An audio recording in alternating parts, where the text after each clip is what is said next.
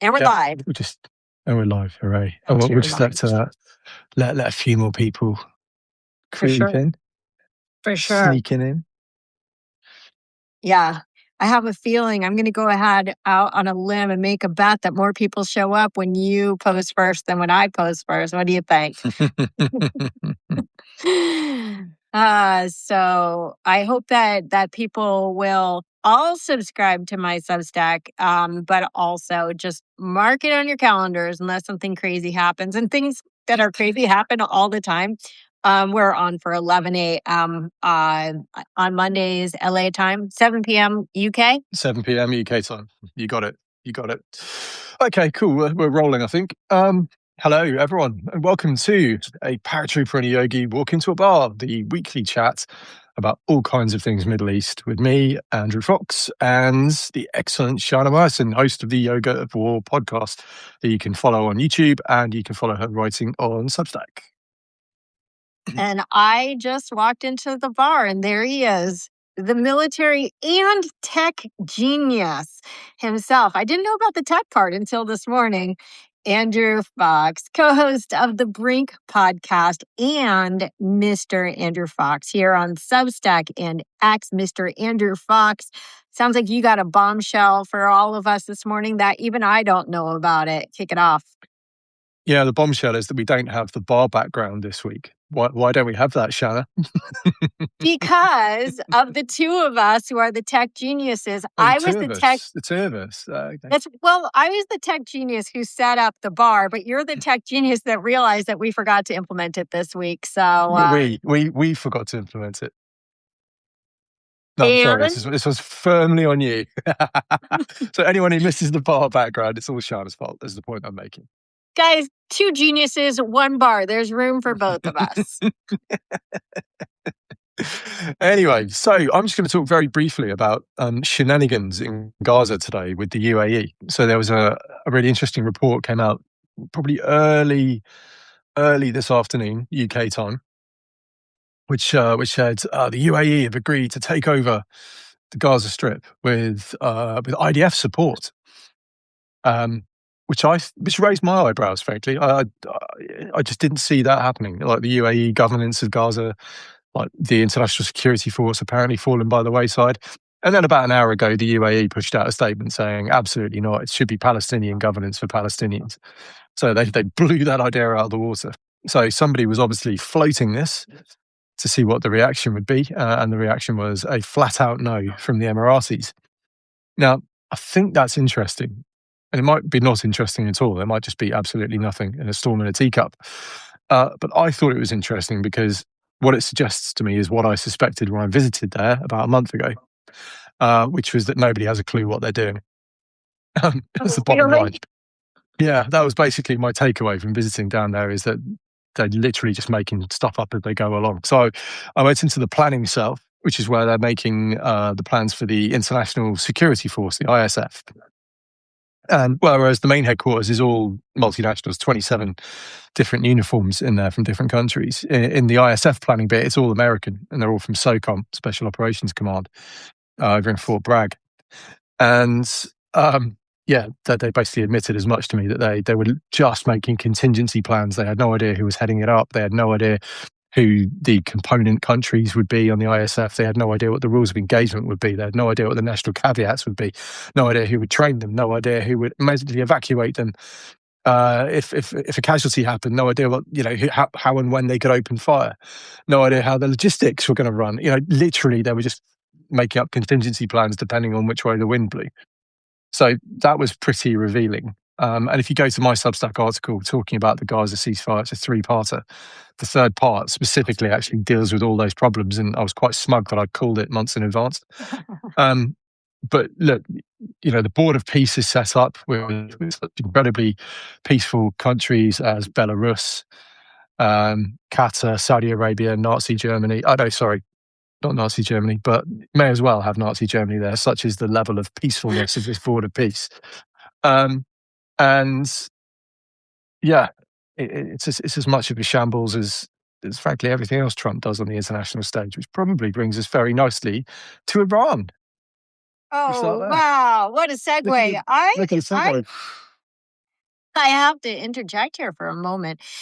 Andrew, here's the thing. If you wish to blame Trump for all things bad in the world, then you're also going to have to give him credit for all things good in the world. I mean, either he's a God and he's in control of every single thing that goes on in the world, or perhaps he's not God and there are some other elements at play.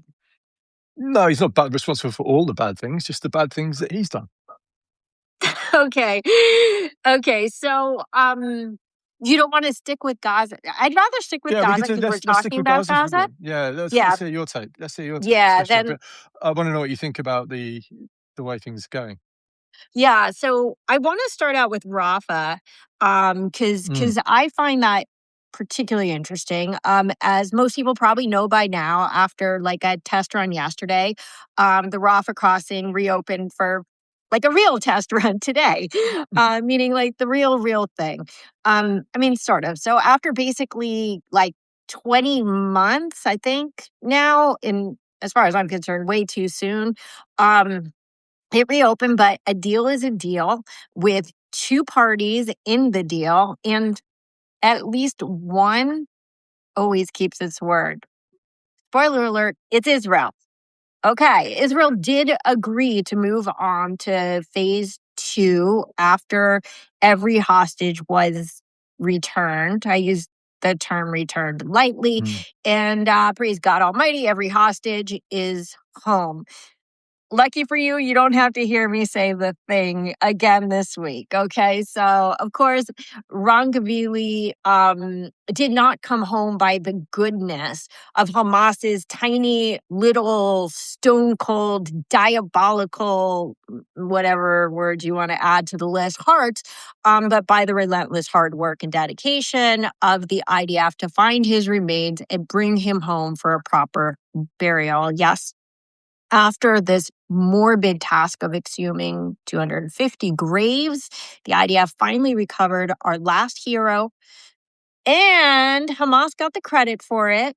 The darlings of the mass media, they also got the bodies of 15 deceased Hamas terrorists in exchange, which sort of flew under the radar. That is, I was like, okay, here's 15 in exchange. Why?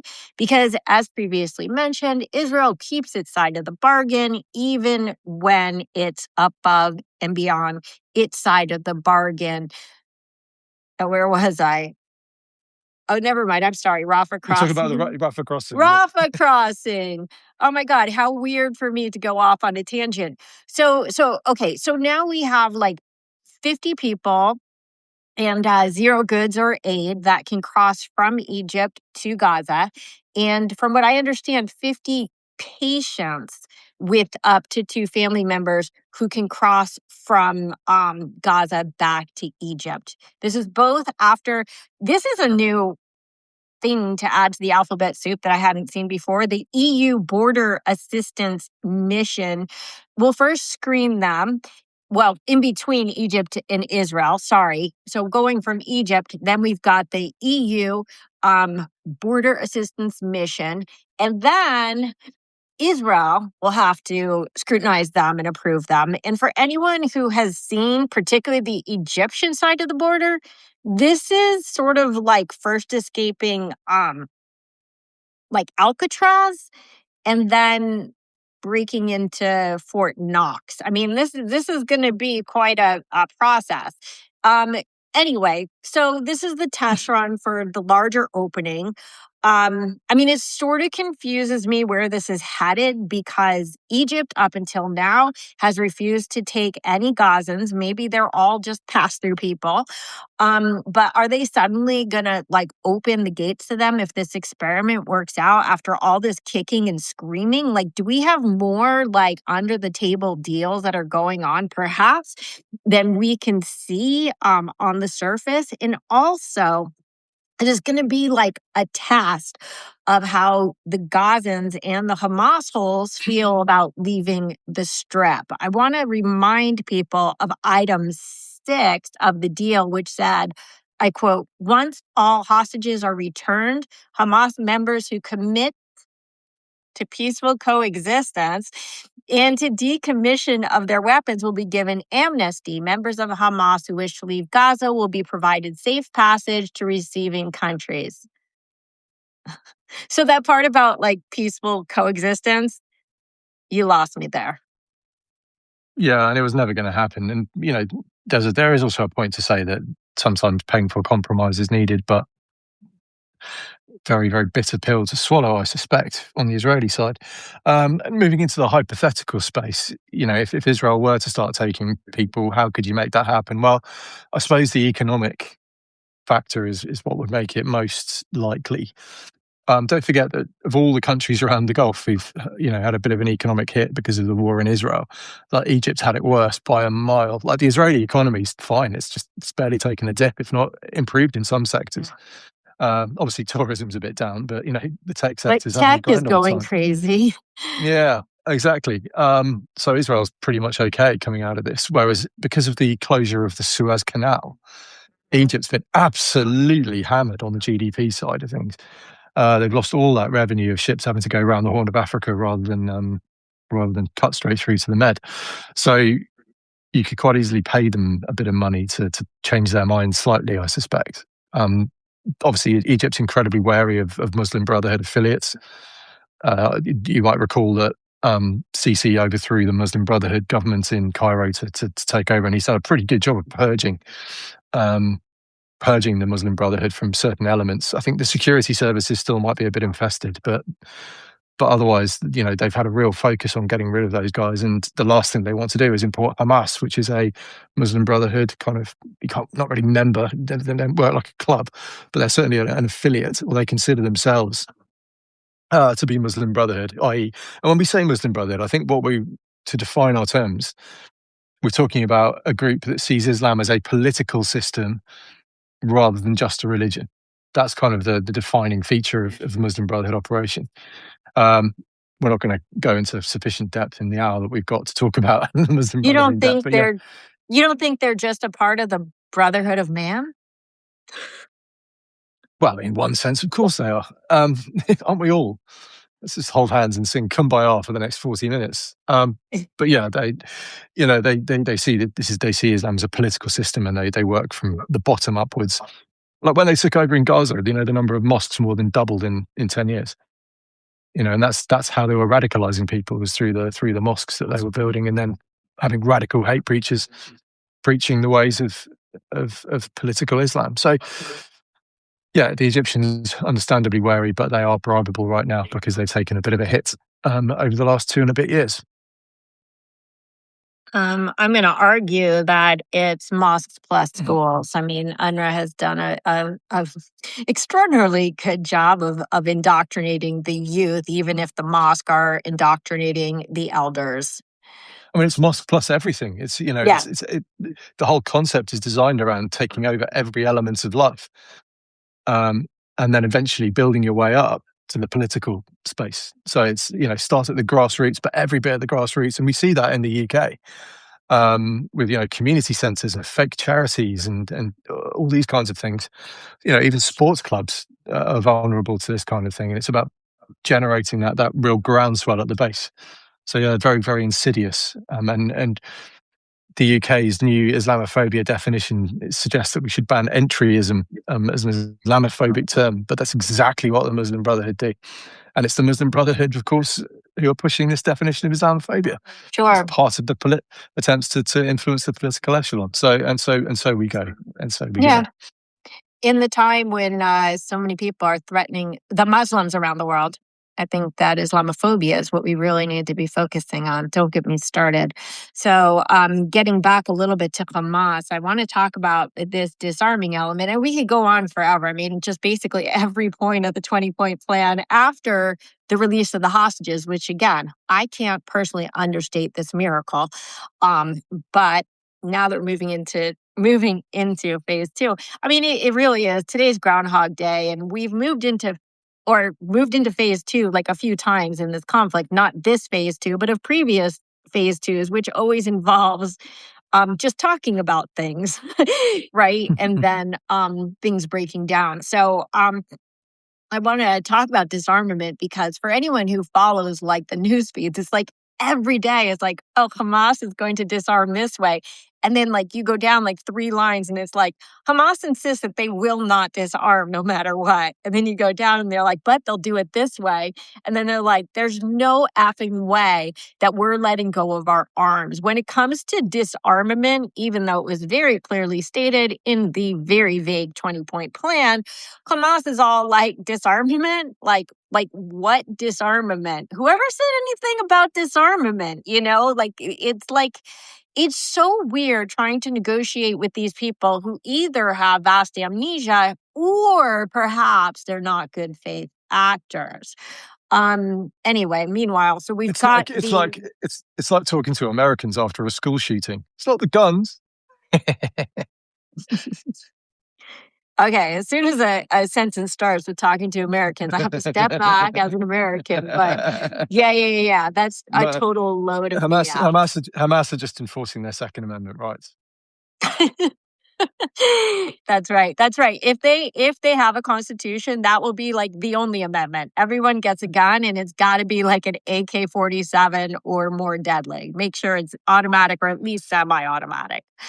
But look, I think can I just jump in? There's a really useful point, I think, and that is that it's about psychology. It's about understanding the other side, and the complete failure of anyone Western over the last 23 years since 2003 when we invaded Iraq is to completely fail to understand how Arabs think and how Arab extremists think in particular. Like, so if you look on certain Telegram groups that I won't divulge, they're actively talking about the Hudna, the pause. Mm-hmm. And Hudna is a concept which is where you cease fighting in order to rebuild and go again.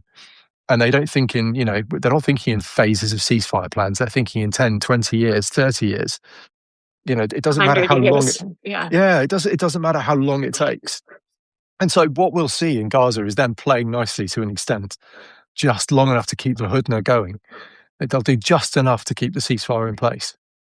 It might be that they come up with some sort of fudge to give up their heavy weapons, but they'll keep all their AKs and therefore retain the ability to control and influence the population in Gaza. And then Trump can go away and say, oh, look, we disarmed Hamas. Hamas will go, oh, yeah, look, we've got rid of all our anti-tank rockets as they cock their AK. But it's not going to be a disarmament. So it's really, really difficult to do because we're negotiating with people we simply don't understand. And actually what's interesting is the Israelis do understand. Yeah. The Israelis absolutely understand, and they must be banging their heads against a wall right now trying to have this conversation with the American sort of political echelon who are trying to push this through. But yeah, it's really interesting. Absolutely. You can't fight an effective war about an opponent if you don't understand their culture and their mindset. If you don't understand how they work, then how are you going to disassemble them? It's like me trying to take apart a car or put it back together. Like, if I had the map, perhaps I could. I probably still couldn't. I'm not really good with that kind of stuff. But if you just said go at it, I'd be like, oh, okay, where do I start? I wouldn't even be able to take a knob off without instructions. So anyway, so right now that we have, what did I call it? The UN border security EU. EU. Sorry. I know it's the EU. The EU are like, we're doing it useful. Yes. To lie to themselves. That's how you were this morning when you figured out that I had messed up the tag. It's on record now. There's the admission. I told you it's Groundhog Day, though. Everything just keeps cycling around. So we've got this EU mission at the border to add to the board of WTF. I can't even call it peace. I mean, what the? Okay, this is a family show. We're not going to say the F word. Is it? Has it been a family show? Well, not really. Nobody ever briefed me on that. Oh, that's true. It's not a family show. So, anyway, I'm a family girl. So, on certain days. Then You're a lady. No swearing. That's right. We have the International Stabilization Force. Then we have this, I just heard about this last week, the National Committee for the Administration of Gaza. These are all going to like Just the bungle. levels. Yeah.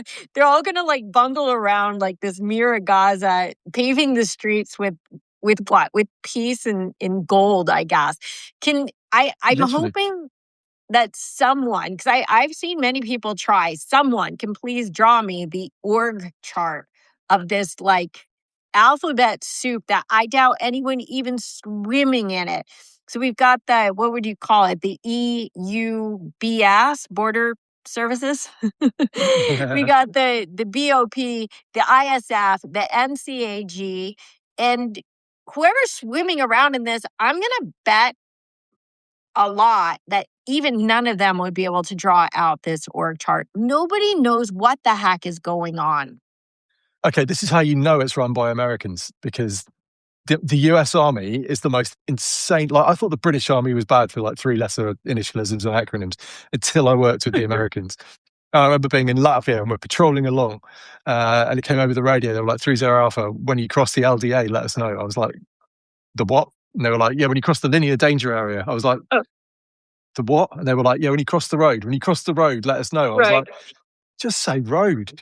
Like, like the US Army are terrible for it. So this is how you can detect the US military footprint, is just letters after letters after letters.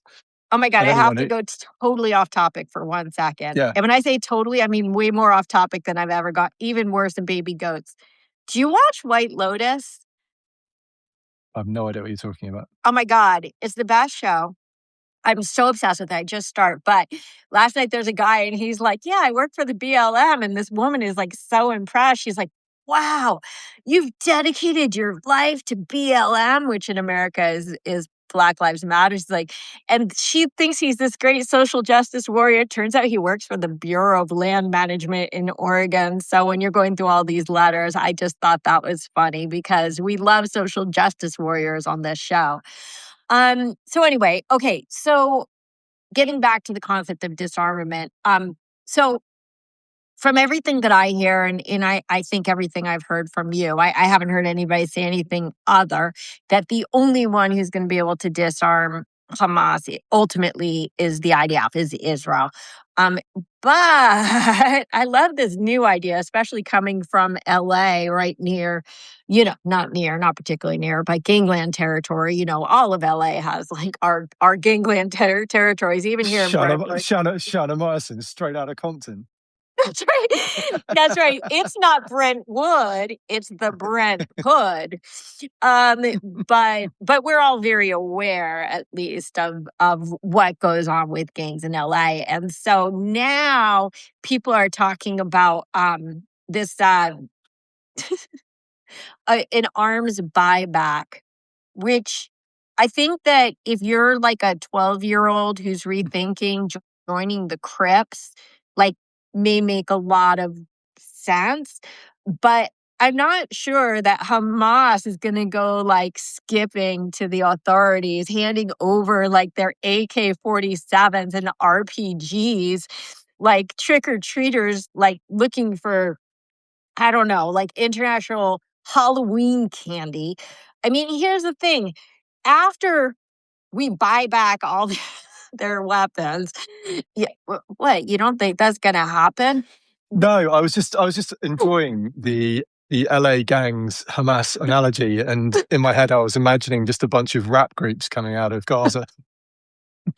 There have been some, Palestinians with attitude. The PWA. I'm an American. We have to give it an acronym.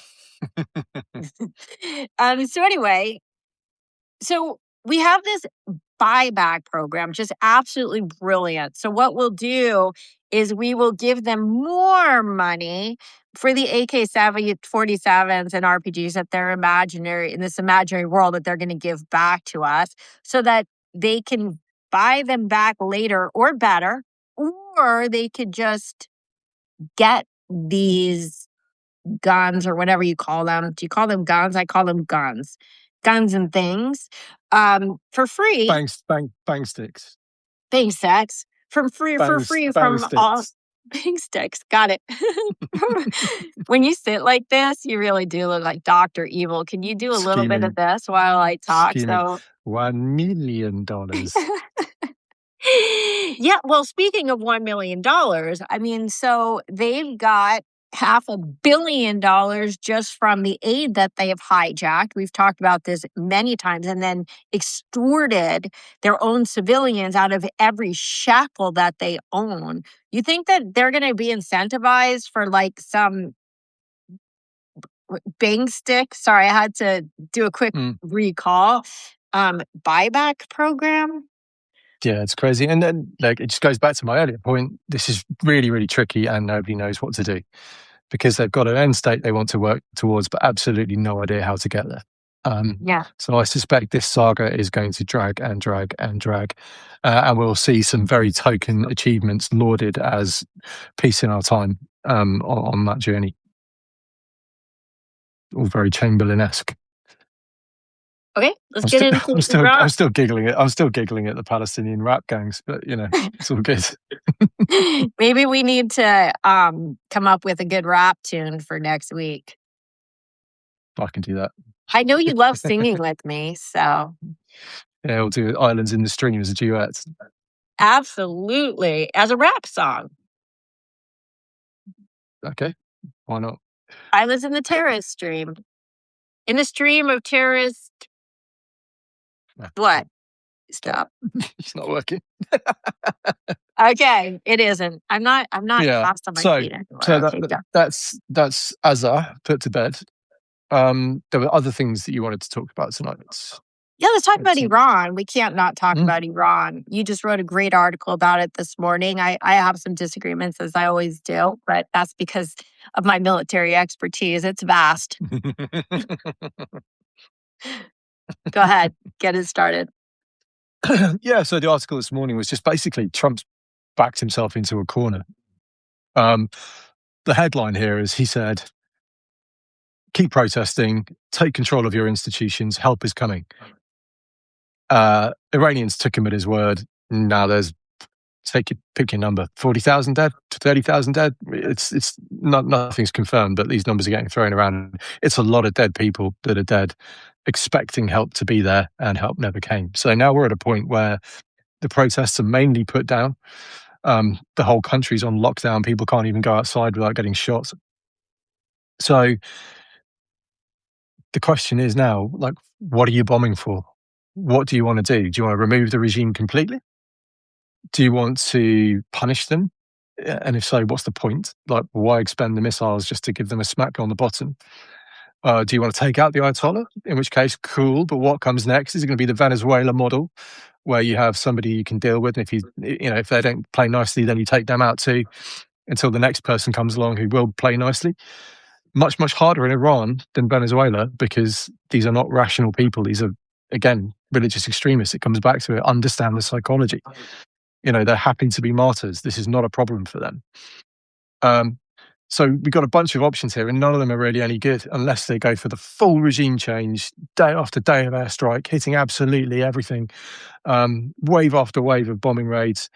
And then the problem is, of course, you lose slight control of. There are so many different ways that could go that actually it's an incredibly risky course of action to take with no definite guarantee of a good result at the end of it. It might go good. I'm not saying it won't, but there are a lot of stumbling blocks and ways that could branch out into disaster, as we saw in Iraq, as we saw in Syria, as we saw in Libya, etc., etc., etc.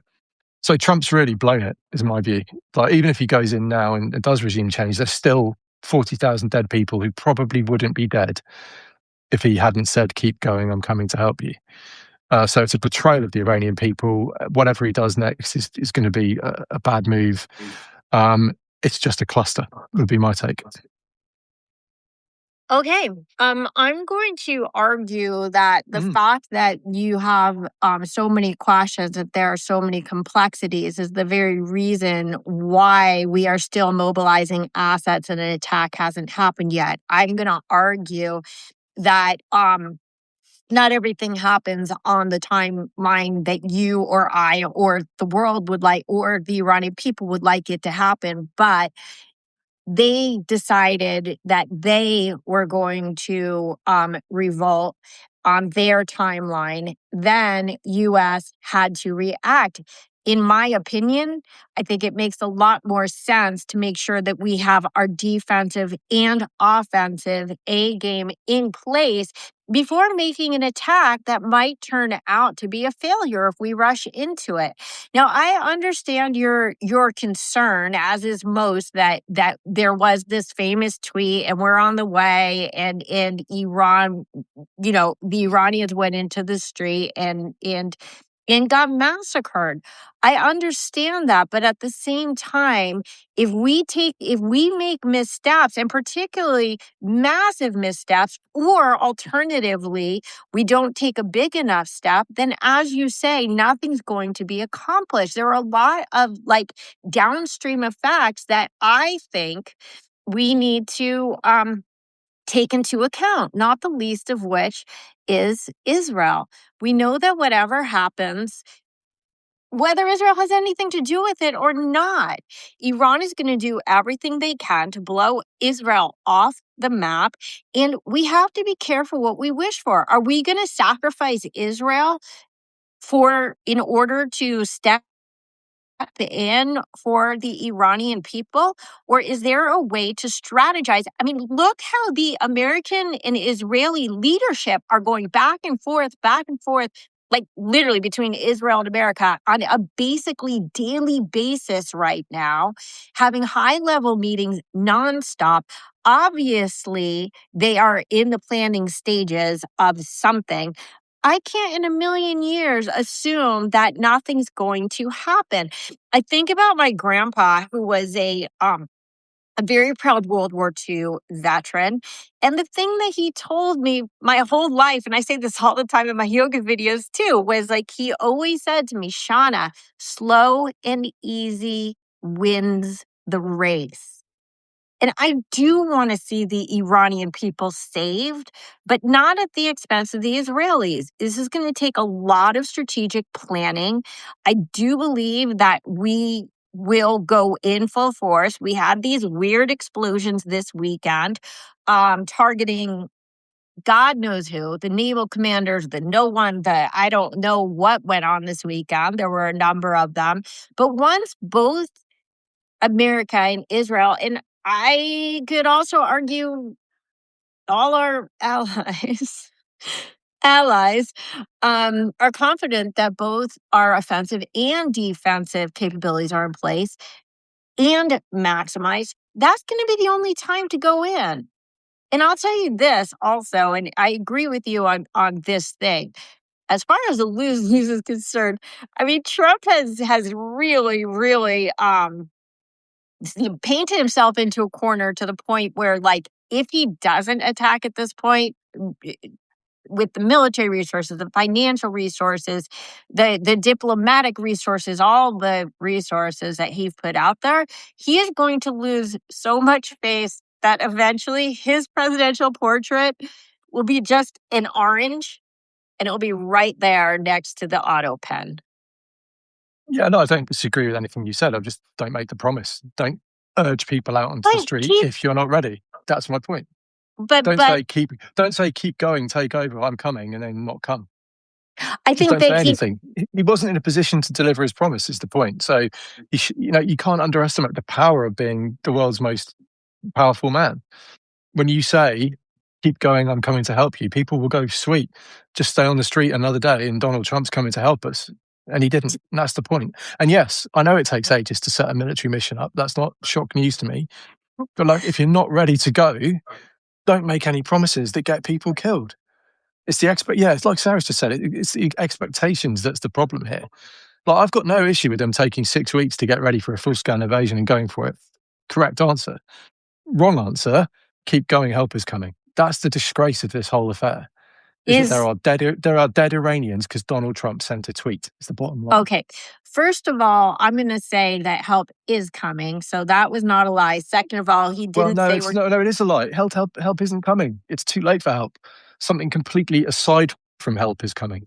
Help is coming means you're protesting. I will help you protest. The protests are now dead. That's done. We're into a separate phase now. This isn't help coming. This Right. is just something else happening. The protests were strongly underway before he wrote that. But I have a question, actually, Andrew. I should have thought about this before. Do we know what date he did that tweet, knowing that this supposed massacre, as reported by Time Magazine, of 30,000 or more people happened on January 8th and 9th? I've got it somewhere. I looked at it just this morning. I'll dig it. That might be interesting to see, but I don't know. I mean, these protests were growing for quite a while before he wrote that, and so I'm not saying that the Iranians don't have every right to feel misled, betrayed. I don't think they've been abandoned, and I think that it was it was careless for him to tweet that, but I do think that we are locked, loaded, and on the way. We will see. We will see. I suspect something will happen, but I'm not going to make a bet as to what. It could go either way. And like I said, very risky. And we'll see. We'll see what happens, whether the Middle East goes up in flames, whether it's World War III, or whether the Iranian regime go with a whimper. It's going to be interesting. So I'm curious about these explosions this weekend. Who do you think did them? What was the target? What was the point, in your opinion? Who knows? Could be. I mean, I've seen so many varying reports of how many explosions there were. I don't think there were that many in the end. I think people were getting very excited, and they started posting videos of last summer's explosions, and there was an awfully confused information environment over the weekend. There's at least one I know of that was definitely last weekend, maybe two. And yeah, it'll just be preliminary ground ops if it's deliberate. It'll be oil depots or leadership positions or something. I haven't really looked into it in great depth, but I don't think it's happened at enough scale to suggest that it means that something is imminent kind of the night before. I think that what was interesting to me about these explosions, and again, we're hearing mixed reports of how many there were. I heard coordinated explosions of like 7 or more on Saturday and then more on Sunday. But what was interesting to me was that this wasn't followed up with a volley of missiles at Israel. So the question is, what is the button that has to be pushed before Iran reacts? And was this also, are we, like weeks ago, you know, we tested to see how their defensive mechanisms would light up, as you had noted. Is this more testing of the waters? You know, Iran loves to save face, right? So if they don't really want to like do anything about something, they're just like, oh, it was just a coincidence. It was just, you know, just random fires. I mean, fires happen everywhere. Like, why wouldn't they happen here? So, you know, they're trying to push this off. And so it could be because, as everybody knows, Iran, the IRGC, is at their lowest point of power, the most unstable since 1979. They are on the verge of collapse. We have to figure out. They are. No. I think that moment's passed. I think they've got the country locked down again now. I think that they were there about 2 weeks ago, but I think that's been missed. Two things can be true at the same time, Andrew. And you also are the one who said that. Well, no, they're either at the weakest point or they're not. There's no two things here. Oh, I don't mean that. I mean about whether they could be still overthrown, even if the revolt is temporarily suppressed. You're the one who said 2 or 3 weeks ago that when I said this is the moment, they can't stop, and you said no, they'll revolt again. These are just going to get bigger. Might have changed my mind on that, given the scale of the slaughter. I think that was before we knew just how many people have been killed. The way it's going now, and also the reports from the ground of how much they've locked down the country. That I think has changed the paradigm a little bit, if I'm honest. But yeah, they are weak. You know, they're certainly poor. People are still pissed off for the reasons they were when they started protesting last time. So you know, all of that is still there. I just think it's very, very hard to overthrow a regime that has 1 million men under arms. That's my big concern here. Is they've got a million men under arms, of which a significant portion are genuine, true believing extremists. I just don't think you can bomb your way through that. Okay. Like she's just said it. Realistically, the IRGC can be tempered but not overthrown, and that's kind of what it looks like from where I'm sat right now. Unless you can find some way to get the IRGC or the Iranian army or the Basij to lay down their arms, which is very difficult when you're heavily radicalized. Well, we talked about the flying monkeys a couple weeks ago with my my expert sources. Diplomacy. I'm sure there's a book in that. I still think there's a book in that. At the same time, I do want to take my funny not funny hashtag funny not funny moment. I'm wondering if anybody besides me finds it funny not funny that the IRGC is literally arguing about like the fatality numbers, insisting that it's only like maybe 3,500 instead of 35,000. And it's like, okay, if they're even willing to admit that they killed 3,500 people in the streets, and we want to take it at face value, just like we do with the Hamas Ministry of Health, like, hello, like that's like that. They're like, but look, it was only 3,500 people. What are you so upset about? It's like, Trump actually was thrilled to have stopped the 800 and something executions. 3,500 is still a pretty big deal. It turned out they weren't stopped at all. Brilliant. You know what I read yesterday? That the guy who was like the guy who made all the figureheads. Yeah. The first guy that was going to be hanged. And then 2 weeks ago, I saw a report that he was killed and they tried to hide it. And then yesterday, I read a report that he's home. He's fine. Interesting. So here's the thing. Here's a point. My goodness, the disinformation is going to be off the charts if this comes. I think that's a really interesting point. And so not only is there that Starlink kind of setup, which might work, might not. I think they found a way to block bits of it, didn't they, towards the end of the protests? Mm-hmm. But you got the internet shut down, really, really tight information control. And then you throw into that, Iran's allies abroad. Because obviously, if the internet's down, it's really hard for them to do their bot magic. But Iran has allies who can do that for them. We're going to see an absolute wave of disinformation and knowing what's true and what's not true. And even with the explosions in Iran, even with that guy you just mentioned who was going to be executed, then is now home. Who knows? Who knows? None of it could be true. All of it could be true. We just don't know. And well, it can't be all. He can't have been executed and home. Well, I guess he could. But that would be more. Schrodinger's prisoner. Is he dead? Isn't he dead? We just don't know. So it's going to be an incredibly complex information environment going forward, and always sort of trust and verify. Verify before you trust, because it's incredibly difficult. Well, I think there's no trust. I think that trusting is the first misstep. And I do want to add, I don't want to, because I don't want to move on from this topic, that at the same time, going back to the concept of how weak Tehran is, now they are begging Trump, so are their allies. It's also confusing, for a deal.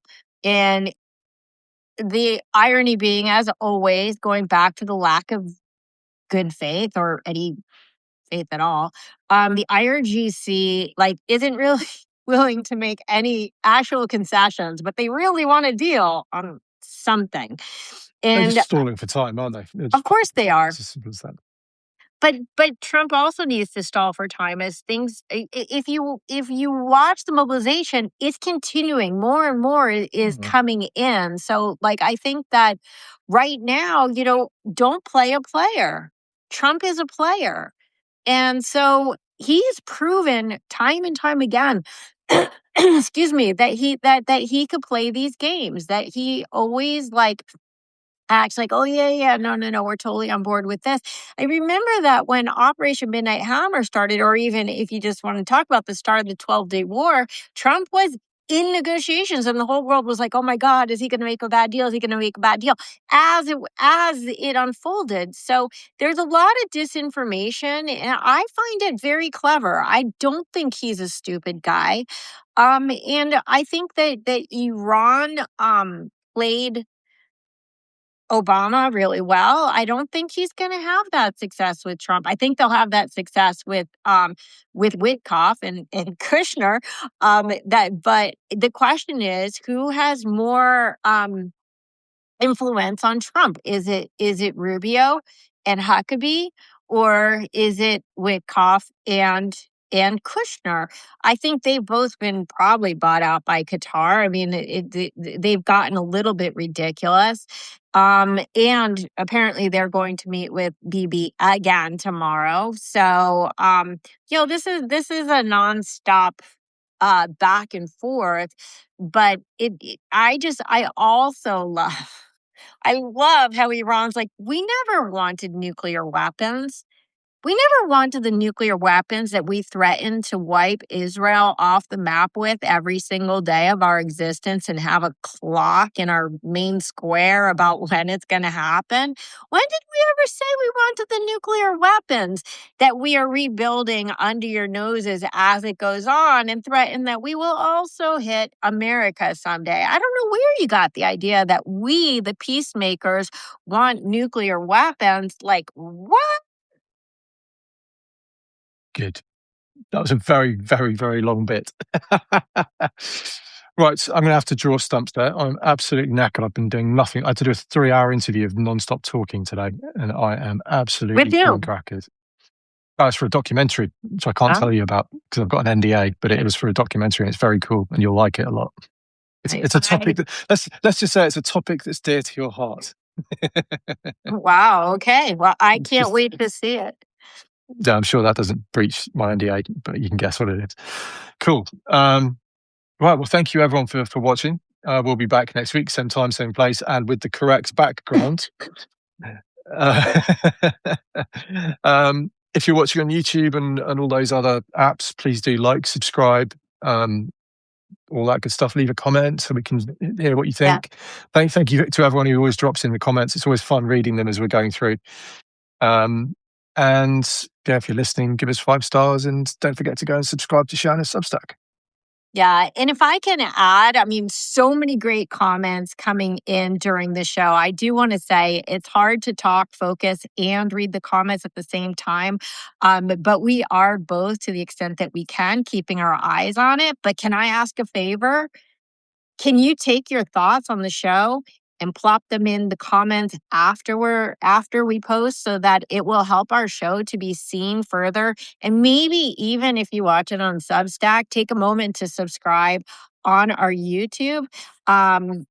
We really want to get our voices out to the world so we can change the world. Oh my gosh, that's another song we could sing. Andrew, I cannot wait to compose some music with you for next week. And in the meantime, l'chaim. Cheers, everyone. Bye.